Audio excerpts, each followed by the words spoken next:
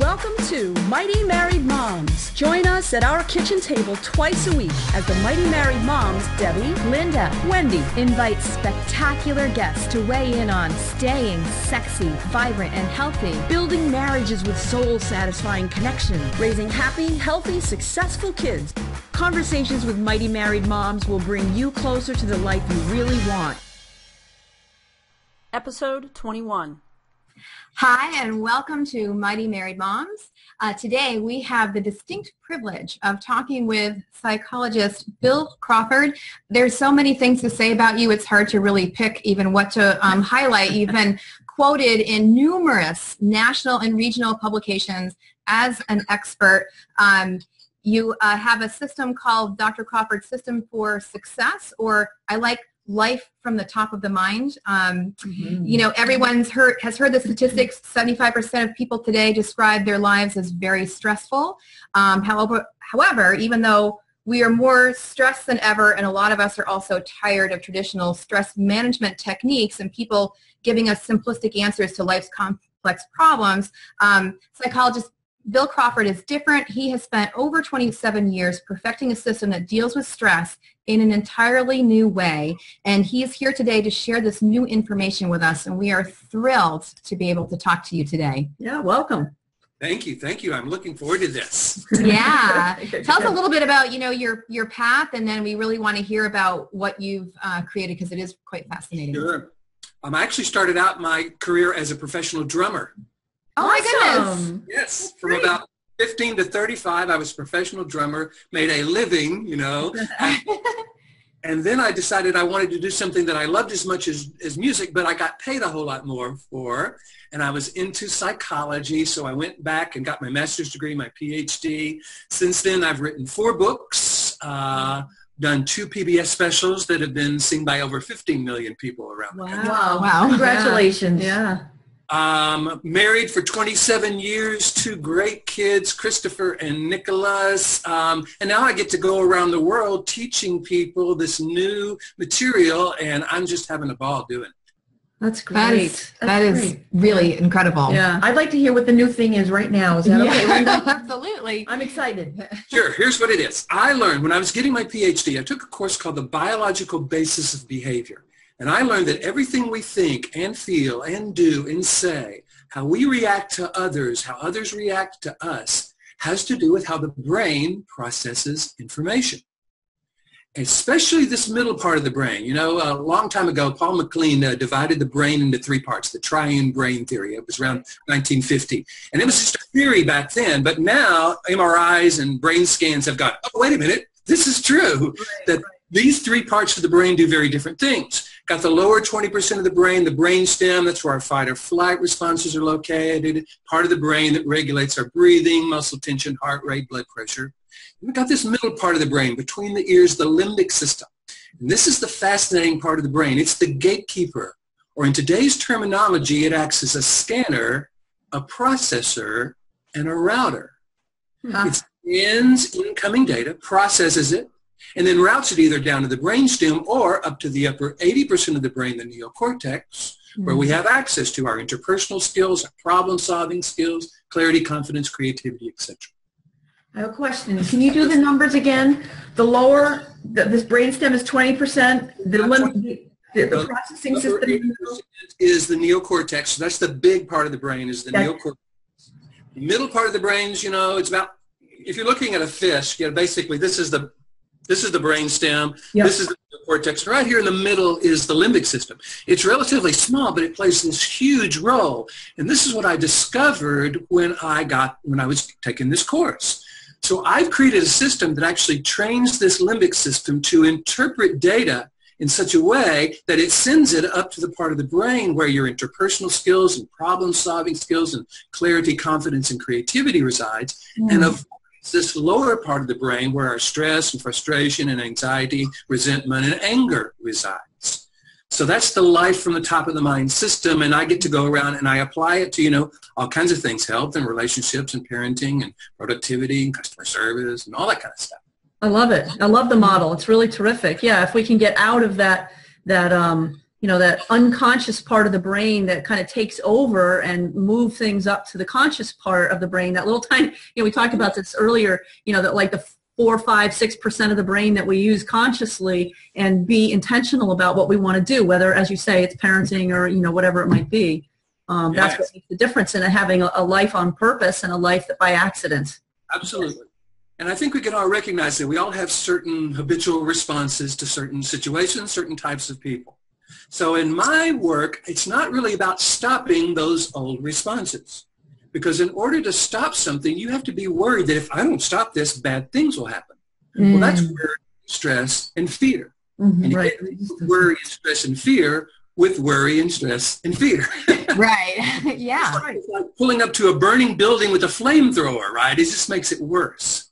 So what I do is I help people reinterpret the trigger. So I don't call the traffic or the difficult person or that the cause. That's just trigger.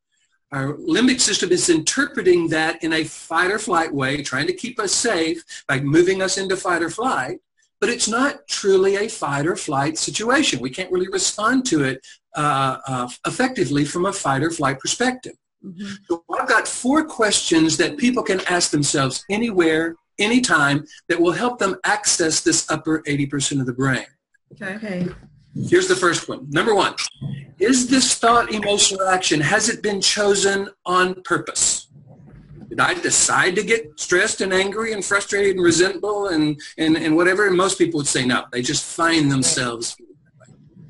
Second question is good old Dr. Phil question. How's it working for me? Right. Is this helping me create the life I want? Most people would say no. Third one, I love this third one. It says, is this making the statement I want to make about who I am? There's a quote I use in my seminars that says, every thought, emotion, and action is a statement about who we are and who we are becoming. And I help people make that statement on purpose, deliberately, in a way that works for them.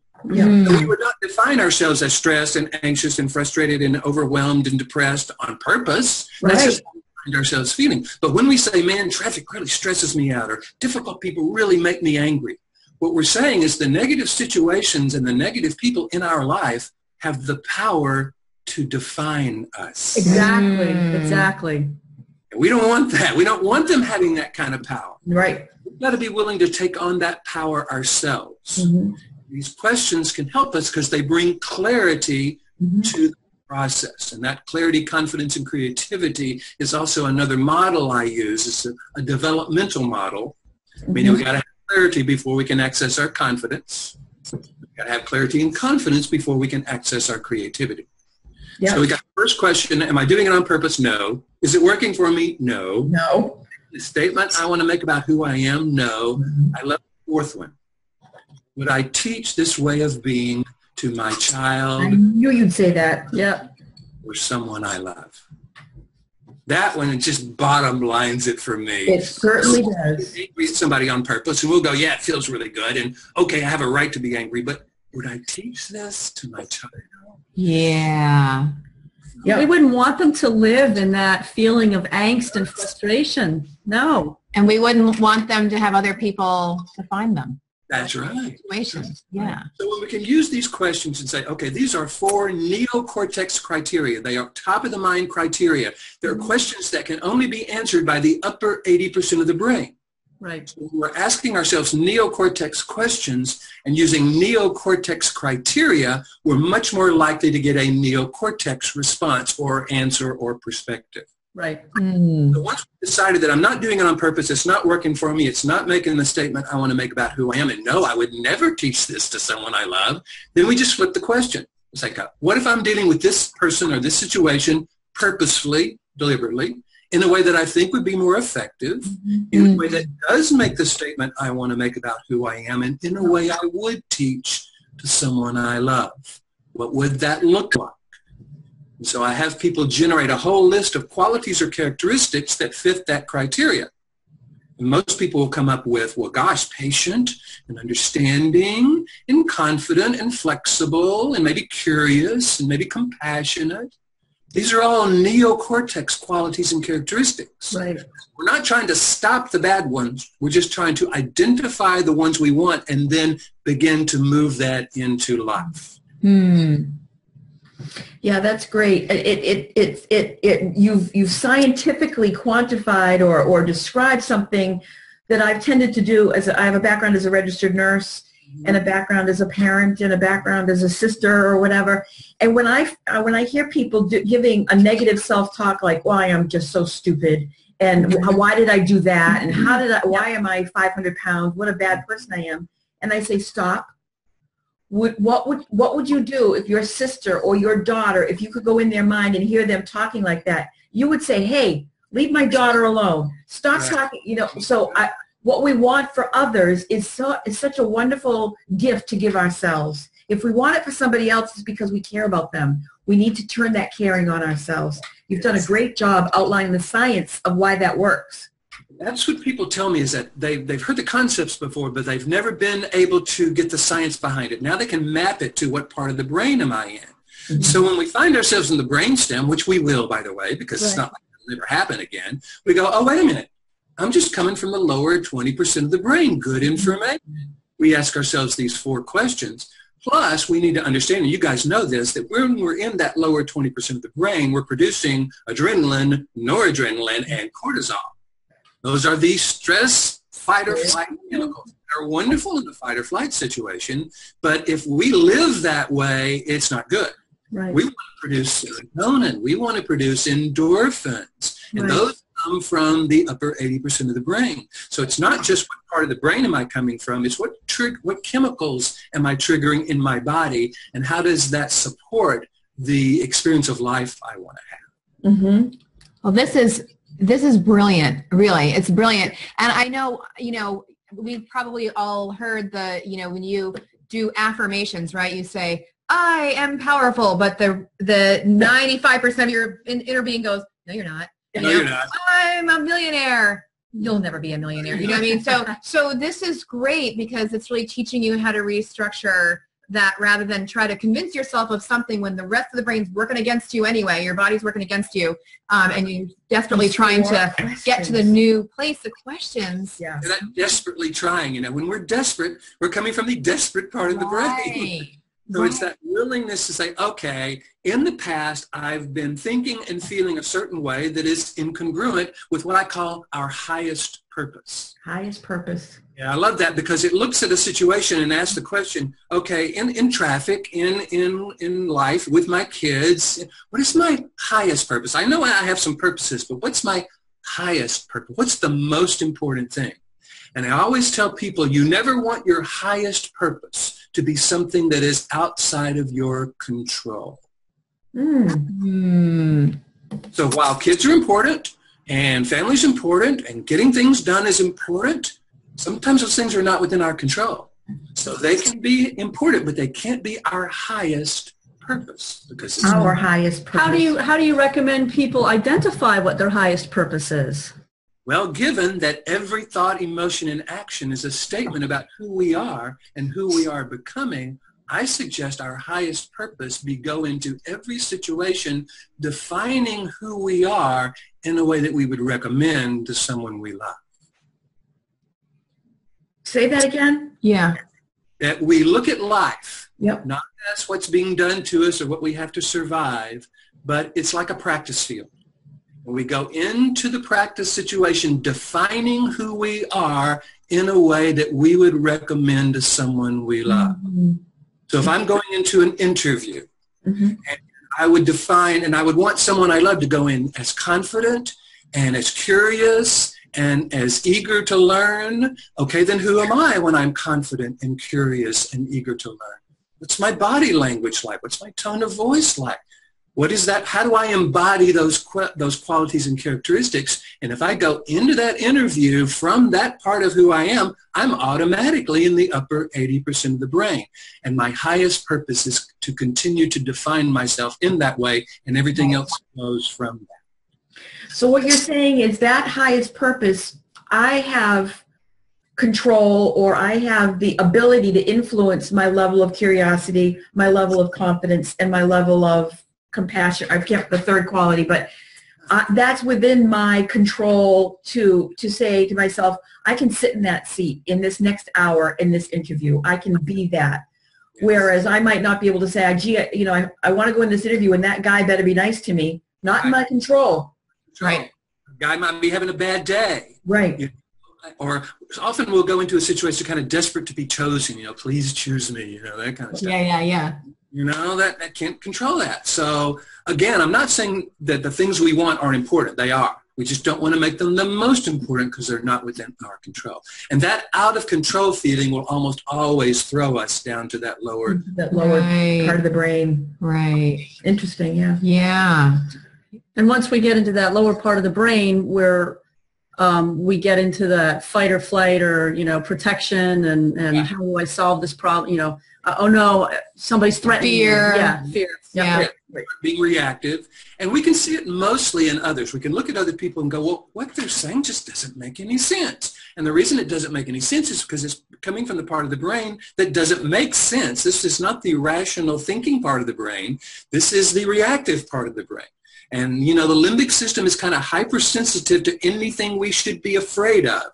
And it's kind of kept us safe all these years in the jungle where we were threatened by saber-toothed tigers. Right. But we're no longer threatened by those fight or flight situations. Right. But it's still kind of scanning the environment going, uh-oh, watch out for this, watch out for that. Right. That's why the news isn't the news. It's not what's new. It's what you should be afraid of. Right. Yes. If they can capture that part of your brain, they can tell you some soap. And that's what they're there for. Wow. Yep. I love that. Yeah. I love that. So let's make this practical. How do we, we're moms. We all have children. We have husbands. How do we take this concept and put it into our daily lives? Sure. So I'm going to go through the kind of the health, relationship, and parenting ideas here. Okay. Please. Number one, we've got to be responsible for our own self-care. And unfortunately, females have not been given a lot of support in this or training in this or socialization in this. They've been told they're supposed to take care of everybody else, and then if there's left over, you get it. Yeah. So we can recognize that when we take care of ourselves first, that's not selfish, that's a gift to everyone around us. Because it allows us to bring our nurturing and our love and our help to the people we love in this healthy, vibrant way. There's no drained, depleted component there. So we've got to start taking more responsibility for our own health, and part of that has to do with what kind of chemicals am I triggering right now? Am I triggering that stress, cortisol, adrenaline, or am I triggering that endorphins and those serotonin? Mm-hmm. The body works really well when it's coming from serotonin and endorphins. Not so well when it's coming. Matter of fact, cortisol shuts down our immune system. It shuts down our digestive system. It shuts down our production of protein and increases our production of glucose. Right. Yep. Fight or flight situation, glucose is where we get our energy. But we're not in a fight or flight situation. So we just sit there and build up glucose. Now, glucose is sugar. Sugar, when it's not burned off, turns to fat. Mm-hmm. Yep. Those people out there that are wanting to actually allow their body to kind of lose some weight, find the natural normal weight, stress and glucose are working against you around. Absolutely. Absolutely. So let's see, relationships. Relationships, in my humble opinion, there's two secrets to healthy relationships. Number one, you got to have that passion and that love. Most people have that. I didn't when I got married the first time in my life. She was a wonderful person. I was a wonderful person, but we did not have that passion. So I always encourage people to have that passion. I call it Disney World. Okay. Disney World, there's rides, there's fireworks. It's wonderful, but you can't live there. Yes. Okay? Beginning of a relationship is designed to just kind of have you get connected. Yeah. What you need, and this is what most people don't get, is a common vision. Mm-hmm. All our problems. How are we going to talk to each other? What's our sex look like? Well, we're going to have kids. What do they look like? What's our life going to look like? But mostly, how are we going to relate to each other? Because the relationship is being created, created on a moment-to-moment basis. So every moment that you're relating to someone, you are co-creating your relationship. Do that in a way that if your kids were watching, you would want them to take notes and emulate what they saw. Oh, my goodness. Yeah, it's true. We're models for our kids in everything we do, every way. Say. Yep. Kids don't do what we say, but they will do what we do. Yes, they will. They will. Yes, they will. And so if we're willing to interact with each other in a way that if our kids were watching, we would want them to take notes and emulate what they saw, we're going to bring a lot of that love and nurturance and all the stuff that was in Disney World in the first place to the rest of our relationship. Wow. What's left? Parenting. Here's what we need to understand. We are not raising kids. We're raising future adults. Right. Yep. Focus on them as kids, and we see them doing something and making some mistake as a kid, and we get all frustrated, partly because we think it reflects on us, and secondly because, oh my God, they're not cleaning their room. They'll never clean their room. Clean their room when it's important to them. They're intelligent beings. They know how to clean a room. Right. So what we want to ask ourselves is, okay, if we're raising adults, what are the qualities and characteristics we want them to have when they become an adult? Right. When I'm doing my parenting workshops, I say, make a list. What are the qualities and characteristics? And they'll say kind and compassionate and confident and happy and loving and flexible. In other words, they'll say all the same things that we said when we were asking, what are the qualities and characteristics we want to bring to life? Right. Then I say, okay, now you know what you want for them. Now you need to understand that every time we're interacting with a child, we're teaching them something. If we're willing to teach them, i.e. model the qualities and characteristics we want them to have as adults, we're not only teaching them who we want them to be, we're coming from this intelligent, capable, loving part of who we are, and so there's less of a tendency for us to get triggered by their resistance. Can you repeat that again? I think that's key. I get that, yeah. Because that's what happens. Kids get resistant and parents get triggered by it because they take it as a lack of respect or a lack of love or something we're doing wrong.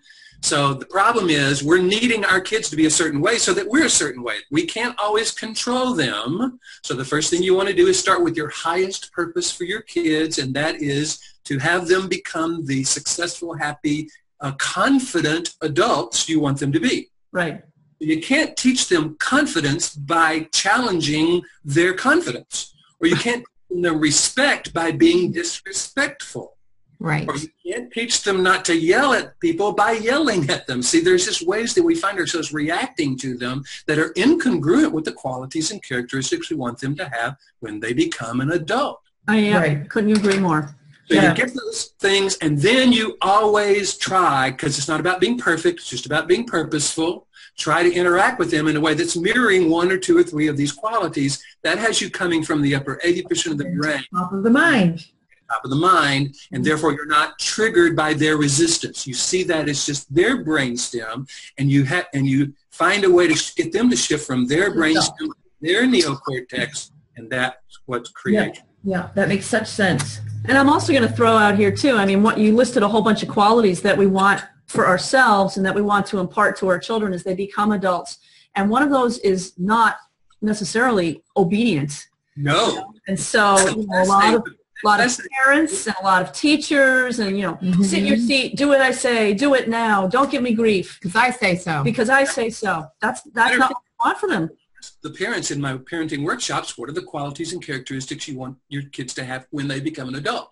I've done this workshop 500 times. Not one parent, not one teacher, when I ask the question this way, has ever said the word obedient. Yeah, right. Matter of fact, we want them to be confident, self-assured, trusting their own inner vision, their own inner guides. We want them to be opposite of obedient. Now, we want them to be cooperative. Cooperative is a different word, yes. Very different word. Now, how do we teach them to be cooperative? Are we being cooperative when we're teaching cooperation?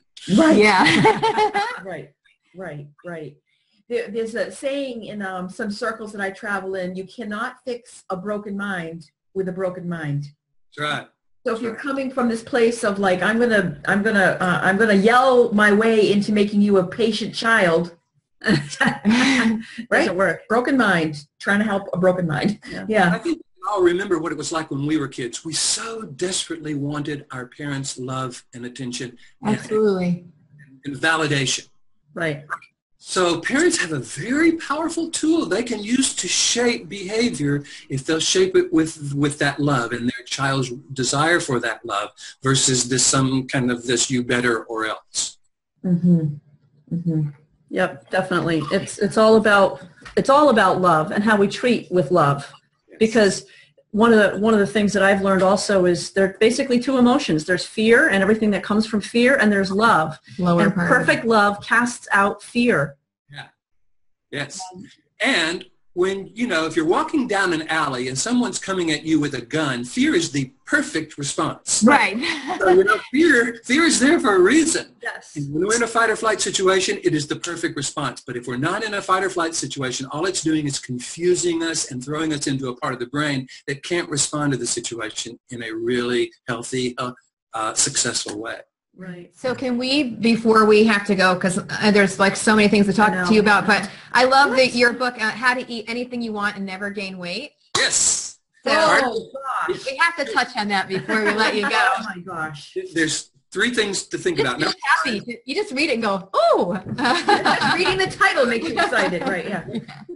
And I practice this, and I've been weighing about 160 pounds on a 6-foot frame for about the last 20 years using this particular system. So, Okay, do share, please. Yes. Three things. Number one, you don't want to produce extra cortisol because you have to burn it off. You're going to have to do a lot of exercise to burn off all that extra cortisol. Don't get stressed in the first place. That has you not producing that extra cortisol that turns into glucose. Right. Two, your body will give you a natural, normal signal to begin eating, and it's called what? Hunger. So in order to eat anything you want, anytime you want, and never gain weight, you only eat when you're hungry. It's the only time our body is ready to metabolize food in a healthy way. When we eat when we're not hungry, the body doesn't know what to do with the food, and it stores it as fat. Now, the body will give you a natural, normal signal to stop eating. Most people think it's full. That's not true. There's a 20-minute lag between when your stomach is full and when your brain registers full. Right, I've heard that. You stop eating when you're full. You have been eating for at least 20 minutes longer than your body needs. Yeah. In my system, you use the exact same signals to stop eating that you use to start eating. You start eating when you're hungry. You stop eating when you are no longer hungry. A very different feeling that most people have no idea what it feels like. So what I encourage people to do is to wait until they're hungry. And hungry, by the way, is a rumbling in the middle of your stomach. It's not a, gee, this would taste good. It's Okay. not physiological movement in the middle of your body that's your stomach walls coming together because they're empty. Okay. Flapping. Yeah, that's right. That's what it feels like. That's why it all feels rumbly down there. Then you eat and you start eating, and you're always asking yourself the question, am I still hungry? The normal portion that we eat here in America, you would only eat about half your food. But I'm not encouraging you to use portion control because that's external. I want you to use an internal guide, not an external guide. Okay. So you stop eating, you just eat and eat until you ask the question, am I still hungry? When the answer is no, then I go to dessert because I think dessert ought to be at the end of every meal. Plus, I like that. yes, I know. So here's what a meal should look like. A blessing, eat when you're hungry, stop when you're no longer hungry, and then have dessert. Exactly. Perfect. It's all good. And here's how you have dessert without gaining weight. Okay. You shift from hunger to taste because you're no longer hungry, so you can't use that anymore. Right. You take the first bite of the dessert and you rate it from 1 to 10.